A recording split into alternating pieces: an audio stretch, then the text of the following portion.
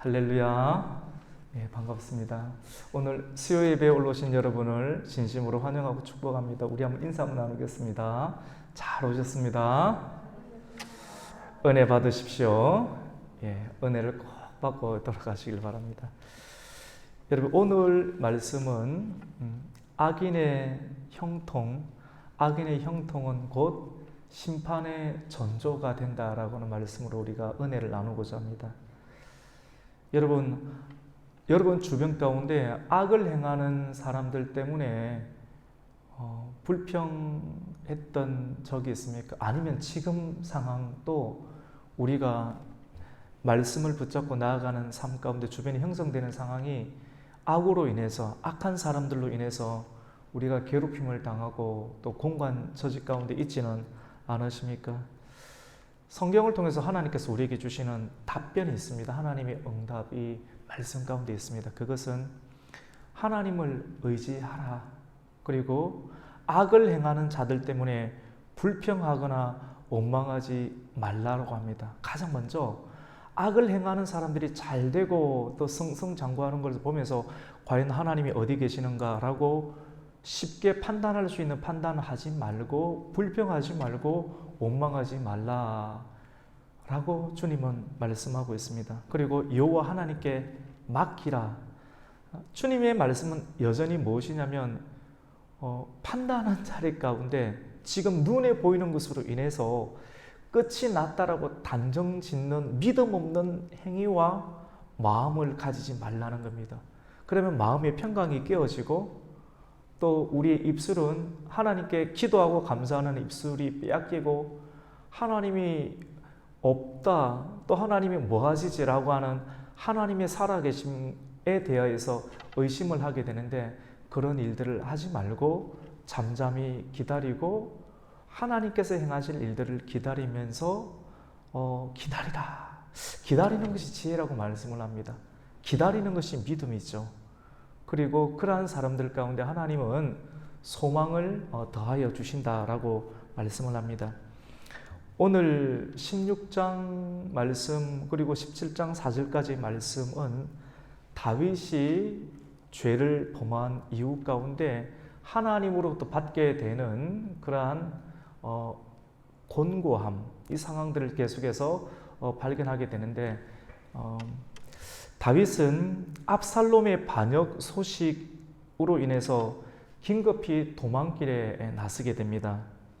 시므이라는 사람 기억하시죠? 맞죠? 도망길에 나서게 되었을 때 시므이라는 사람에 의해서 부당한 저주를 받고, 그 다음에 돌팔매질까지 당하면서 그러한 모욕감, 영적인 수치심, 영적인 모욕감을 받고 도망하게 되는 그런 다윗의 모습을 보게 되었습니다.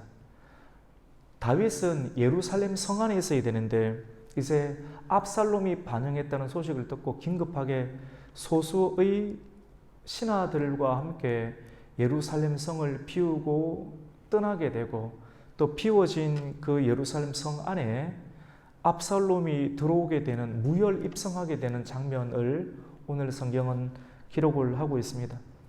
압살롬이 예루살렘 성 안에 무혈 입성, 그냥 공짜로, 여러분 공짜를 좋아하시면 안 됩니다. 공짜는 절대로 오래 가지 못하죠. 무혈 입성해서 들어오게 될 때 성경은 그 옆에 모사꾼이었던, 전략가였던 아히도벨이 다윗의 옆에 있었다라고 이렇게 기록을 하고 있습니다. 그 말씀으로부터 오늘 16장 15절이 시작이 되는데, 우리 15절 말씀을 한번 읽어 보겠습니다. 15절을 읽습니다. 시작. 압살롬과 모든 이스라엘 백성들이 예루살렘에 이르고 아히도벨도 그와 함께 이른지라.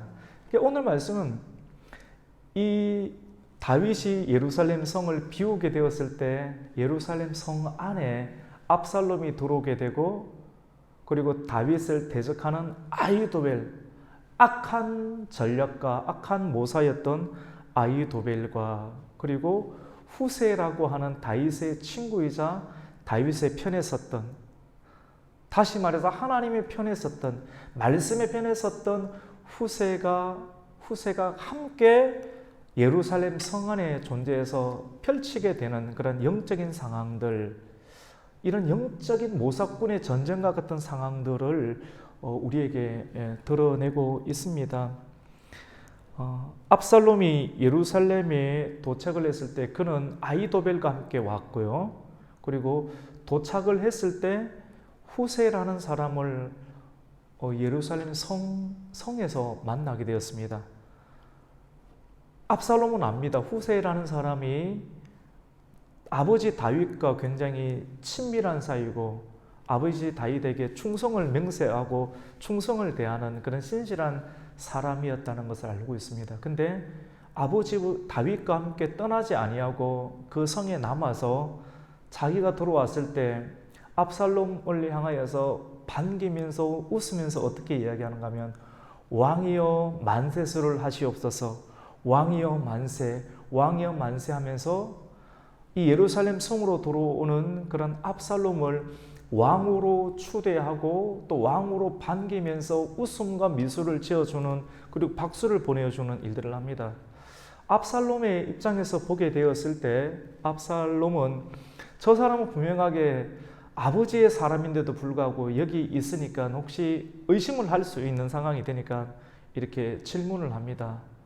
너가 아버지의 그런 친구인데 이렇게 나에게 행하는 것이 아버지에게 후대하는 것이 맞는가라고 그의 속 중심이 정말 진심인가를 떠보는 그런 질문을 하게 됩니다.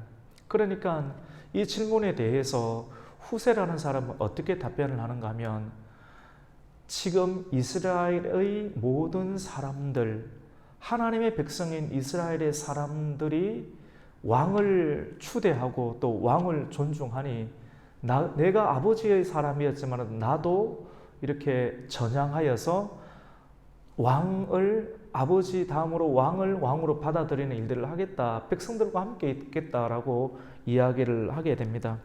우리 17절, 18절 말씀을 같이 한번 읽어보겠습니다. 시작. 압살롬이 후세에게 이르되 이것이 네가 친구를 후대하는 것이냐? 내가 어찌하여 내 친구와 함께 가지 아니하였느냐 하니 후세가 압살롬에게 이르되 그렇지 아니하니이다. 내가 여호와와 이 백성 모든 이스라엘의 택한 자에게 속하여 그와 함께 있을 것임이니이다. 이렇게 이야기를 합니다. 그러면서 한 번 더 이렇게 맹세 비슷하게 되는데 내가 아버지를 섬겼듯이 아버지의 아들인 그리고 왕이 된 당신을 내가 아버지를 섬기듯이 당신을 섬기겠다라고 대를 이어서 충성하겠다라고 하는 그런 표현을 하게 됩니다.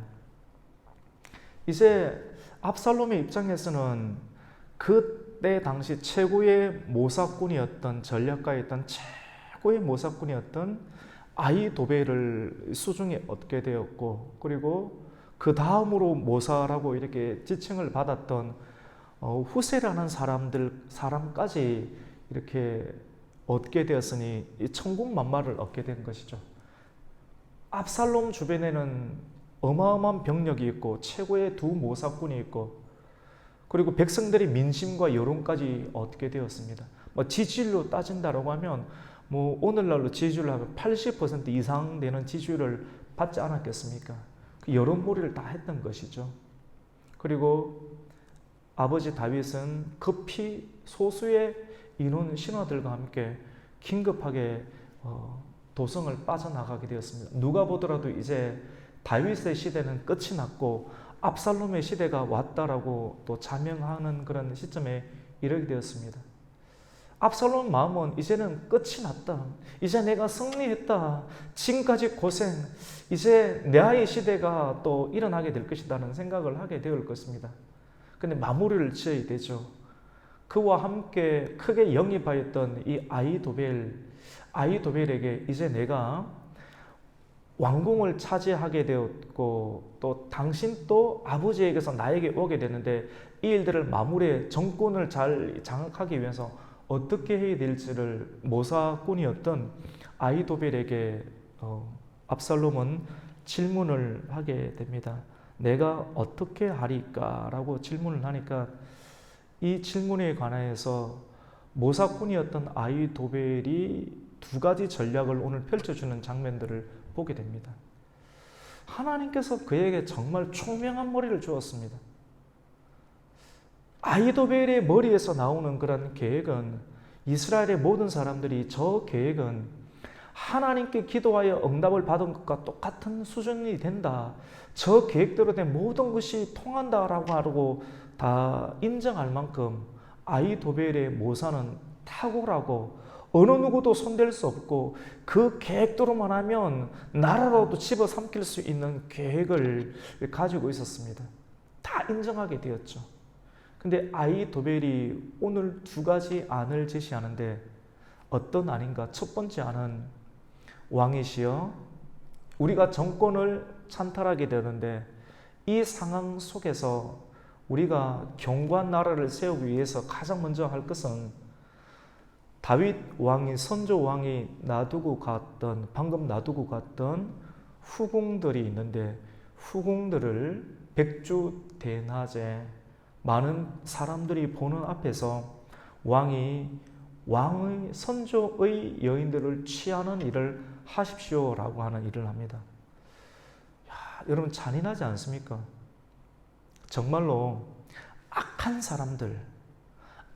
사람들이 전략을 펼치고 전술을 펼치는 것은 수단과 방법을 가리지 않습니다. 우리가 전쟁을 할 때도 그래도 가장 기본적인 예의와 그 상황을 지키면서 전쟁을 해야 되는데, 사람으로 하여금 완전히 다시 화합할 수 있는 그런 기회의 여지 자체를 무너뜨리는 그런 전략을 펼치는 사람들, 오늘날도 그런 사람들이 있죠. 그런 생각과 그런 사상을 가진 사람들, 참 우리가 정말 준비를 잘하고 있어야 됩니다. 마음의 깊은 통찰과 말씀의 은혜와 지혜, 그리고 언어의 기도의 풍성함을 가지고 있어야지만이 어둠의 관계가 펼치는 그런 전략들에 대해서 무너지지 않을 수 있습니다. 사단이 펼치는 그런 전략들을 한번 우리가 경험하게 되면 웬만한 사람이 무너진다니까요. 지금 아히도벨이 얼마나 무서운 전략을 펼치는가, 우리 첫 번째 전략으로 우리 한번 읽어볼 수 있도록 하겠습니다. 우리 20절과 21절을 같이 한번 읽을게요. 같이 읽습니다. 시작. 압살롬이 아히도벨에게 이르되 너는 어떻게 행할 계략을 우리에게 가르치라 하니, 아히도벨이 압살롬에게 이르되 왕의 아버지가 남겨두어 왕궁을 지키게 한 후궁들과 더불어 동침하소서. 그리하면 왕께서 왕의 아버지가 미워하는 바 됨을 온 이스라엘이 들으리니 왕과 함께 있는 모든 사람의 힘이 더욱 강하여지리이다 하니라. 이 전략은 얼마나 치밀한가요? 다윗 왕이 후궁을 남겨두었다라고 하는 것은 다시 돌아오겠다라고 하는 말씀의 법궤를 놔두었거든요. 그리고 말씀의 법궤와 그리고 제사장들을 놔두었습니다. 법궤를 지키라고 하면서 반드시 내가 돌아올 것이라고. 그리고 그의 후궁을, 왕비들을 남겨두었습니다. 이것은 내 아들이 아무리 반란을 했지만도 아버지의 여인, 레위기 말씀 가운데 아버지의 여인, 근친상간을 하는 것은 하나님께서 죽여버리시는 거거든요. 이런 일들까지는 하지 않을 것이라고 하는 일말의 기대가 다윗에게는 있었습니다. 그리고 다시 돌아올 것이다. 만약 안 돌아올 것이라면 다 데리고 갔겠지만도 법궤를 남기고 또 후궁을 남긴 것은 다윗 왕이 다시 전열을 정비하고, 그리고 그 안에 무엇보다 아들을 사랑하는 마음, 아들이 정신이 지금 온전하지 못하니까 하나님께 사죄할 수 있는 기회를 주신 아버지의 그 넉넉한 상황이, 아버지가 도망을 가는 거예요. 아브라함이 롯에게 그 좋은 땅을 양보를 하듯이 그 하나님의 넉넉한 마음을 갖고 있는 사람이 먼저 진 것처럼 빠져나오고 도망가는 일들을 하게 됩니다.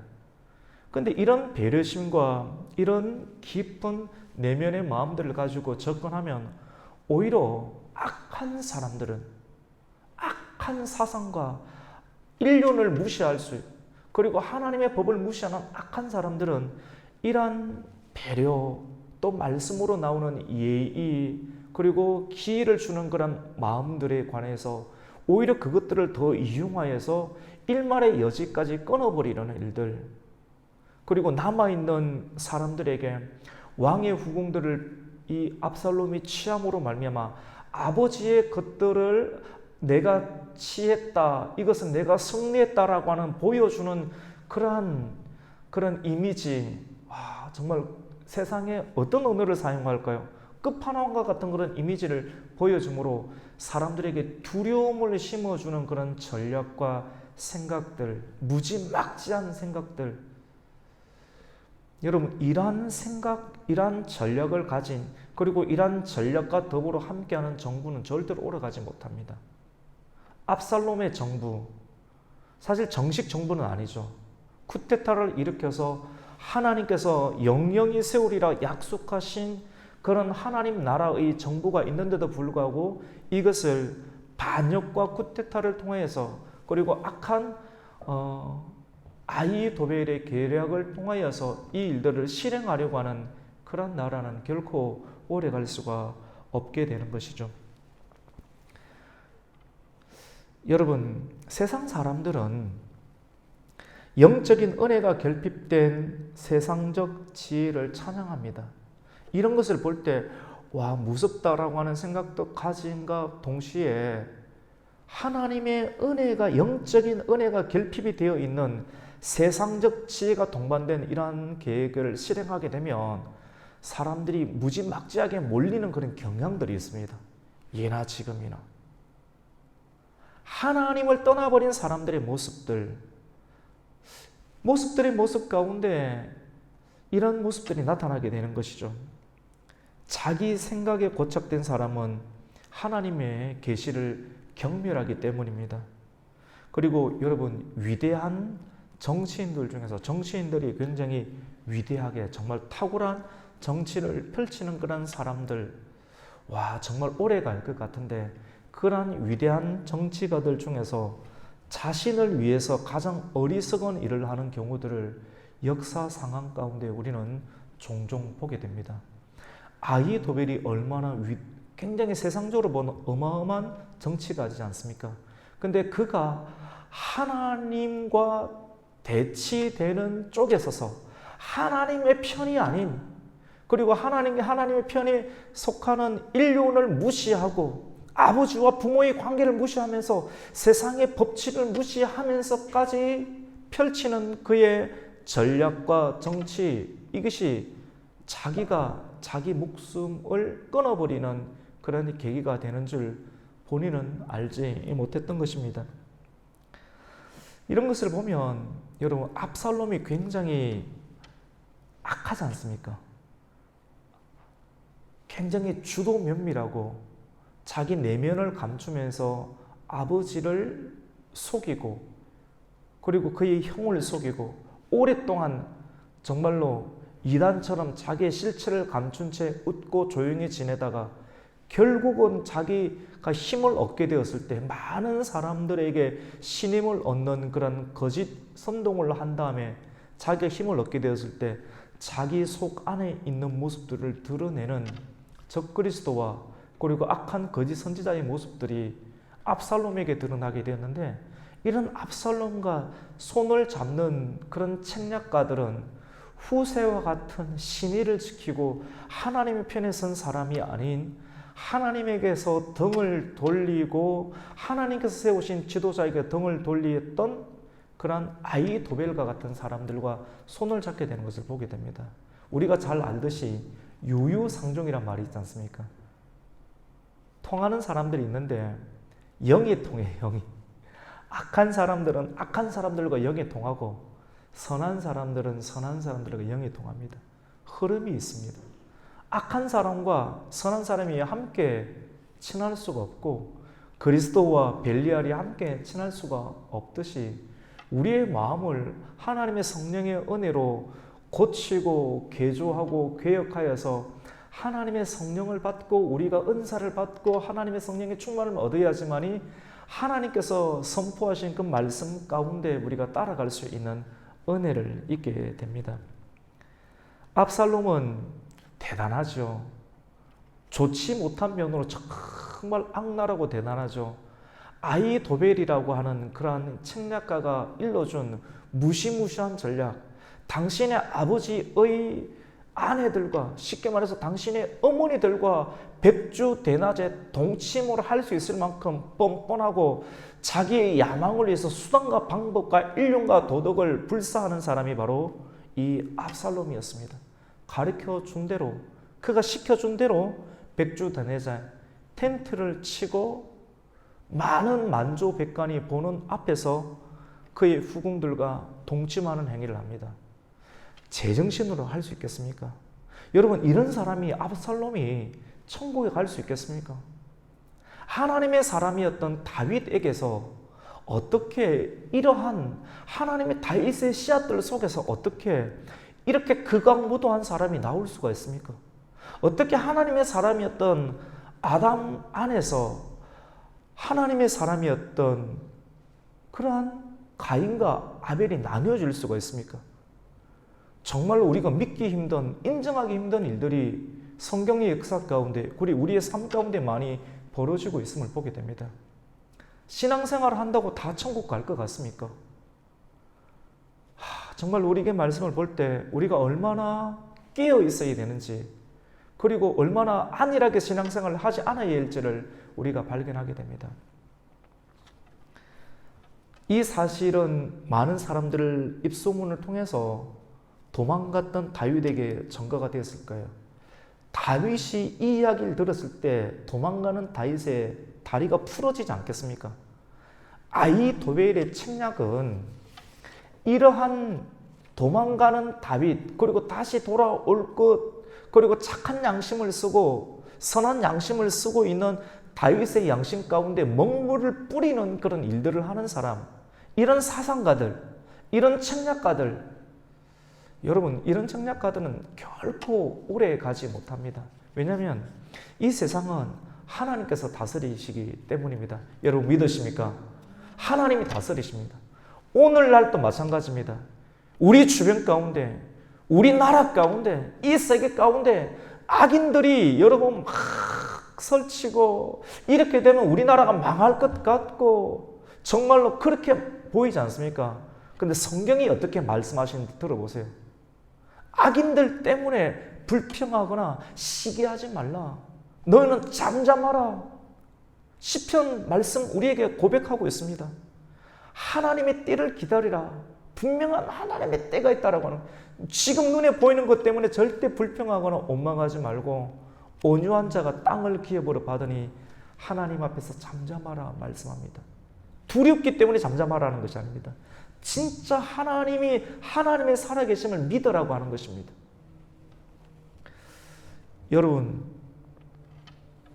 우리는 오늘 이 말씀을 통해서 후세와 그리고 아히도벨이 예루살렘 안에서 함께 공존하고 있는 모습을 봅니다. 사실 후세는 다윗과 함께 도망길에 나서려고 했는데 다윗이 후세에게 이야기합니다. 너가 나와 함께 있으면 나라를 구하는 일들 가운데 함께 할 수 없다. 너는 내 말을 듣고 지금 하나님께서 우리에게 약속하신 그 하나님 나라를 우리가 이루고 얻기 위해서는 너의 후세 너를 통해서 아히도벨의 계략, 그 계략을 너의 선한 계략을 통해서 무너뜨려야지만이 우리에게 성산이 있기 때문에 너는 압살롬 왕에게 들어가서 압살롬과 친밀하게 지내고, 쉽게 말해서 위장으로 전향하여서 잘 이렇게 하라라고 다윗의 명을 듣고 후세는 그 안에 들어가게 되었습니다. 우리는 오늘 본문의 짧은 내용들을 통해서 오늘 본문 안에는 후세가 인사만 하고 압살롬의 경계 속에서 포함이 돼서 슬며시 들어가는 장면만을 보게 되고, 실질적으로 압살롬과 아히도벨의 계략을 보게 되는데, 우리는 이것을 통해서 하나님의 예언의 말씀이 어떻게 성취되는가 하면 악인들의 형통함을 통해서 성취되게 되는 것을 보게 됩니다. 오늘의 말씀은 악인의 형통함입니다. 악인의 형통함을 두고 하나님의 백성들이 좀 잘못하고 조금 실수해서 징계를 받게 되는 일들이 있는데, 그것으로 인해서 악인의 형통함이 강성하고 잘되고 웃음소리가 들린다고 해서 쉽게 좌절하고 낙심하고 하나님의 살아계심이 어디 있을까 함부로 말하시고 의심하지 말라는 메시지입니다. 그리고 악인들의 형통함을 통해서 하나님의 뜻이 성취되고 있습니다. 다윗의 집안 가운데 칼이 떠나지 아니할 것이다 라고 하는 하나님의 예언이 계속해서 이루어집니다. 하나님의 말씀은 이루어지는데 악인들을 통해서 이루어집니다. 그리고 악인의 형통함이 극에 달하게 될 때 그 악인도 하나님의 법을 어깁니다. 근친상간을 하지 말라 라고 하는 그 레위기 말씀을 어기게 됨으로 말미암아 그 법에 걸려들어서 결국은 악 스스로 무너뜨려지게 됩니다. 여러분 비중 아시죠? 비중. 참 비중 있는 사람. 악 그 자체에 무게감이 있습니다. 악이라고 하는 그 자체에 비중이 있기 때문에 그 비중으로 인하여서 악은 스스로 전멸하고 소멸하게 됩니다. 가장 왕성할 때, 가장 웃음소리가 최극에 달해서 많은 선한 사람들이 끔찍하고 섬뜩하게 여겨질 그 전날 악은 스스로 자멸하게 하시는 하나님의 놀라운 섭리가 성경 곳곳에 적혀 있습니다. 우리는 이 말씀을 읽을 때 오늘날의 세계를 살아가면서도 우리가 그리 무서워하거나 두려워하지 않고 여전히 마음을 추스리면서 염려를 몰아내고 또 하나님의 찬송의 가사를 마음에 새기면서 부를 수 있는 힘과 또 의미를 부여받게 됩니다. 세속적인 정치는 결국은 죽음으로 끝나게 될 도덕적인 악을 여러분 늘 포함하게 됩니다. 아히도벨은 극과 극을 달립니다. 끝을 달립니다. 이러한 계략을 함으로 인해서 자기 주도적이고 그리고 압살롬의 정권 가운데서 자기 입지를 더욱더 굳히게 하려고 하는 욕심을 더 과잉 욕심을 부리는 모습들을 보게 됩니다. 왜냐하면 이 아버지의 여인들과 동침하는 것은 다시 아버지 다윗과 화합할 수 있는 여지 자체를 일말의 여지를 어떻게 합니까? 완전히 없애버리게 됩니다. 그리고 압살롬이 더욱더 누구를 의지하게 만듭니까? 아히도벨만을 의지하게 되는 구조로 만드는데 이것도 아히도벨이 자기 욕심을 이기적인 욕망을 더욱더 극대화시켜서 어느 정도껏 돼야 되는데 너무 심하게 해버리는 악인의 욕심은 제어가 안 되는 거거든요. 이 욕심을 제어하지 않은 일들로 인해서 아히도벨은 결국은 자기 뜻대로 되지 아니하는 자기가 발설한 제안, 자기가 발설한 계책대로 나중에는 되지 아니함으로 인해서 스스로 목숨을 끊는 일들을 우리는 곧 보게 됩니다. 오늘 우리가 16장 말씀과 그리고 17장 1절에서 4절까지의 내용들을 우리 함께 보는데 우리가 지금 이제 16장까지의 내용을 다 보았어요. 그리고 17장 말씀 가운데 아히도벨이 한 가지 계략을 더 제시하게 됩니다. 그 계략은 여러분 이 사건이 지금 시간이 많이 지난 것이 아니고 시간은 멈춰 있습니다. 당일입니다.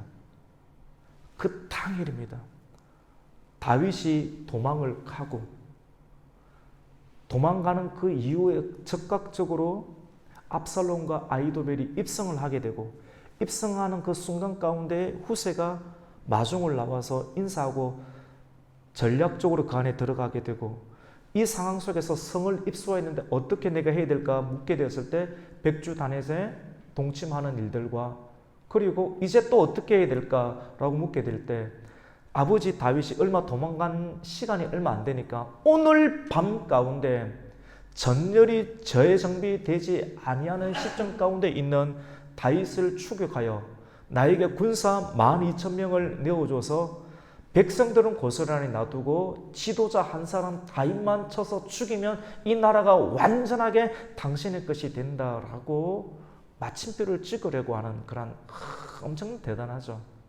이런 전략을 펼치니까 그 앞에서 만조백관들이 입 한번 뻥끗하지 못하고 정말 아히도벨의 계략이 대단하다라고 이야기를 하게 됩니다. 우리 그 내용을 한번 읽어볼까요? 우리 23절 한번 읽어보겠습니다. 시작. 그때 아히도벨이 베푸는 계략은 사람이 하나님께 물어서 받은 말씀과 같은 것이라. 아히도벨의 모든 계략은 다윗에게나 압살롬에게나 그와 같이 여겨졌더라. 아히도벨의 계략을 무너뜨리지 않으면 나라를 찾을 수가 없게 되는 것이죠. 그래서 아히도벨이 이제 17장에 들어가서 12,000명을 오늘 밤에 내어놓고 다윗의 추격을 하자. 우리 1절과 2절을 한번 읽어보겠습니다. 시작. 아히도벨이 또 압살롬에게 이르되 이제 내가 사람 12,000명을 택하게 하소서. 오늘 밤에 내가 일어나서 다윗의 뒤를 추적하여 그가 고나고 힘이 빠졌을 때 기습하여 그를 무섭게 하면 그와 함께 있는 모든 백성이 도망하리니 내가 다윗 왕만 쳐 죽이고. 여러분, 이 말씀 안에도 우리가 끌어당겨야 될 이 말씀을 뜯어서 여러분의 마음 가운데 넣어야 될 말씀이 너무 많습니다. 아히도벨의 계략은 사단의 계략입니다. 지금 여러분이 사단의 계략에 의해서 혹시 침울하고 있지는 않습니까? 우리가 늘 깨어 있어야 되고 말씀을 들어야 되는 이유가 사단은 끊임없이 구원의 투구를 공격하려고 합니다. 구원받은 확신, 이 확신을 머리를 계속해서 건드는 거예요. 생각, 말씀을 들으면서 생각을 집중하지 못하고 이 말씀 위에 다른 것, 여전히 내가 슬픈 것, 여전히 걱정되는 것들을 생각해 해서 말씀이 들어가서 우리 안에 효험을 끼치지 못하도록, 성령의 역사가 드러나지 못하도록 합니다. 근데 우리 깨어 있어야 돼요. 사단은 절대로 하나님의 백성이 틈을 내어주면 안 됩니다. 틈을 내어주면 사단이 그 틈을 비집고 들어오려고 합니다. 한번 보세요. 나에게 12,000명을 내어줘서 지금 전열이 쟁벼되지 아니하는 나루토가에 기다리고 있는 강을 건너지 못할 터인데 그 근처에 들어가서 지금 정리해야지만이 나라가 안정되다. 여러분, 대단하지 않습니까? 오늘 밤에 내가 이런 다윗의 뒤를 추격하고 그리고 고나여 힘이 빠졌을 때 여러분이 고난 모습, 영이 고나거나 힘이 빠진 모습, 이 모습을 함부로 드러내지 마세요. 여러분의 심령 가운데, 여러분의 양심 가운데 자주 드러내잖아요. 계속 사단이 공격합니다, 여러분. 그걸 알아셔야 됩니다. 그래서 늘 이 말씀을 들으면서 정신 바짝 차리는 겁니다. 사단은 우리가 약한 것을 드러내면 하나님 앞에서 드러내는 건 괜찮아요. 그런데 계속 그것을 드러내면 계속 공격해서 우리의 뒤꿈치를 계속해서 묵니다. 오늘 말씀 보세요. 고나고 힘이 빠졌을 때라고 말씀을 합니다. 약점을 보이지 마세요. 약점을 보이면 안 됩니다. 약점을 보인다는 것은 무엇이냐면 우리가 하나님을 붙잡지 않는 믿음이 상실된 것을 드러내게 될 때 사단은 기가 막히게 그걸 알게 됩니다. 이단도 꼭 그런 사람들을 해가지고 이간질을 시키는 거거든요. 이게 믿음입니다. 그러니까 성도는 믿음으로 살아야 됩니다. 하박국 선지자 아시죠? 구약시대의 하박국 선지자가 악인들이 너무 형통하고 잘 되는 그런 시대 속에서 과연 하나님이 있습니까? 하나님이 있습니까? 라고 하나님에 대해서 원망과 불평의 기도를 막 올렸습니다. 하나님의 신실한 하박국도 얼마나 버티기 힘들었으면 그런 기도를 하나님께 올렸겠습니까? 근데 하나님은 그 기도에 대해서 받아주셨어요. 그리고 차근차근 들어주시면서 이해를 시켜주십니다. 하박국의 시대 속에서 정말 하나님이 살아계시다라고 하면 이렇게 악인들이 하나님의 나라와 교회를 핍박하는데 하나님이 계속 보고 계실 작정이십니까? 라고 기도하였을 때 하나님은 하박국 2장 말씀을 통해서 뭐라고 말씀하신지 아십니까? 세 가지를 말씀하셨어요. 세 가지 대안을. 하박국아, 네 묵시를 네 마음판에 새기고 달려가면서도 읽을 수 있도록 하나님의 묵시의 말씀을 네 마음판에 새기라고 합니다. 완전히 엉뚱한 소리 합니다. 하나님, 지금 내 눈에 보이는 것은 나라가 무너질 것 같고 이렇게 악인들이 이렇게 판을 치는데 하나님, 이게 어찌된 일입니까? 라고 묻는데 전혀 하나님은 뭐라고 말씀하시냐면 동문서답을 합니다. 여러분 말씀 위주가 아무것도 아는 것이 아닙니다. 여러분 하나님 말씀으로 역사하시는데요. 인간이 두렵기 때문에 말씀만 붙잡는 이 개념이 절대로 아니라는 사실을 기억하셔야 됩니다. 정말 분별하셔야 됩니다. 진짜 분별해야 됩니다. 하나님의 뜻은 하박국에 나타나서 묵시의 말씀을 내 마음판에 새기고 달려가면서 읽을 수 있도록 하라. 하박국은 머리를 띵 받습니다. 이게 무슨 말씀인가? 무슨 말씀입니까? 말씀을 깊이 있게 새기라는 거예요. 요동하지 말라는 겁니다. 그리고 하박국 선지자에게 말합니다. 조급해하지 말고 하나님의 때가 있다.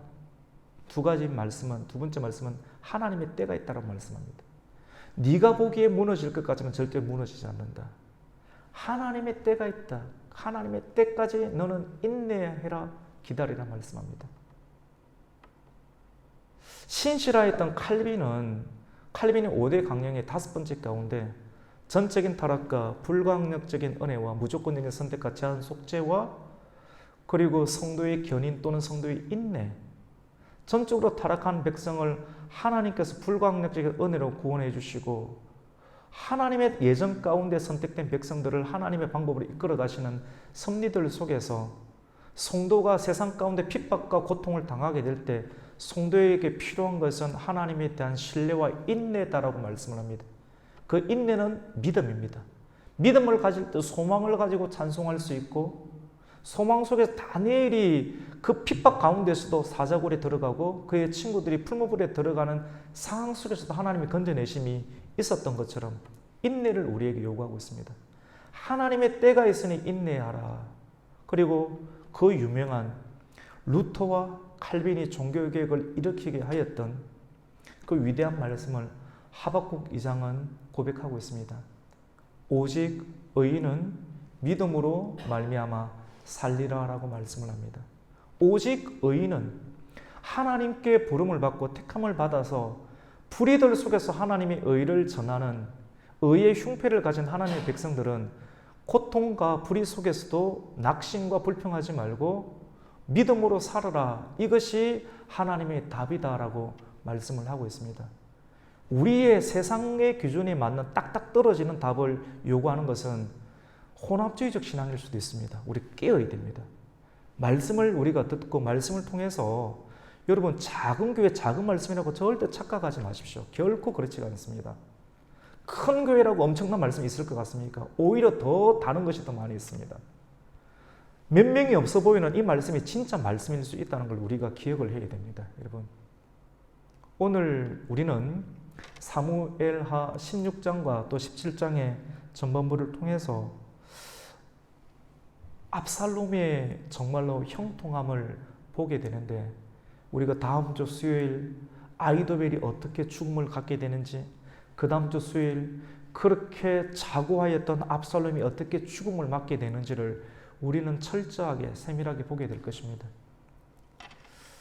의인은 잠시 고난을 당합니다. 그러나 결코 멸망하지 않습니다. 고난 속에서 우리는 정금처럼 빛이 드러나고 분리되기 때문입니다. 고난 속에서 우리가 더 거룩해져요. 고난이 없으면 분리되지 않아요.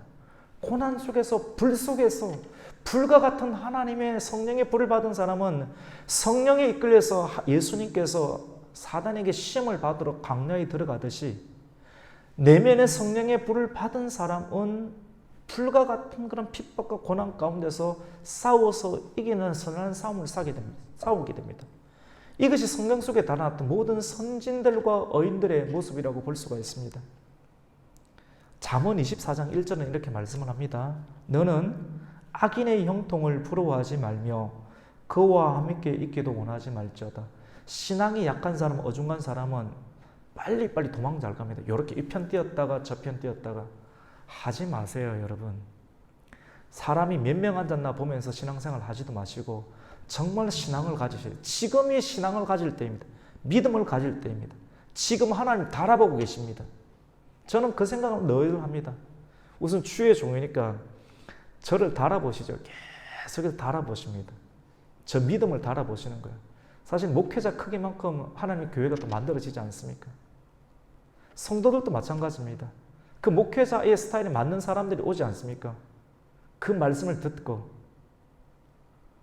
우리가 오늘 이 말씀을 통해서 말씀을 마음판에 새기고 하나님의 때를 기다리며 그리고 오직 의인은 믿음으로 말미암아 산다는 그 말씀을 기억하면서 악인들의 형통함을 보면서 시편의 말씀과 같이 우리가 불평하지도 말고 시기하지도 말고 여호와를 잠잠히 기다리면서 오직 의인은 믿음으로 말미암아 살리라 말씀하신 그 말씀을 붙잡고 아무것도 안 하자는 게 아닙니다. 이게 어마어마한 일입니다.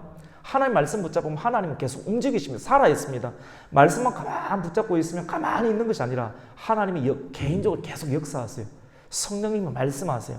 그 음성을 들으시면서 하나님의 평강을 유지하고 하나님의 온유한 땅을 기업으로 차지할 수 있는 하나님의 성도가 되시기를 예수님의 이름으로 축원합니다. 아멘.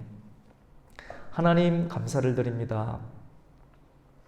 오늘 수요일 이 밤을 또 기억하게 해주시고 우리가 오늘 말씀을 통하여서 오직 의인은 믿음으로 말미암아 살리라 한 이 말씀을 우리 마음 가운데 새기면서 악인의 형통은 곧 하나님의 심판을 받게 되는 전조다라는 그런 사실을 기억하면서 우리가 믿음으로 세상을 통치하시는 하나님의 역사를 말씀을 통해서 보고 마음의 평강을 잃지 않고 늘 하나님의 말씀을 마음판에 새기면서 달려가면서도 그 말씀을 읽을 수 있는 영적인 하나님의 교통을 준행할 수 있는 평강을 유지하는 하나님의 사람들 되게 하여 주시옵소서. 예수님의 이름으로 기도드립니다. 아멘.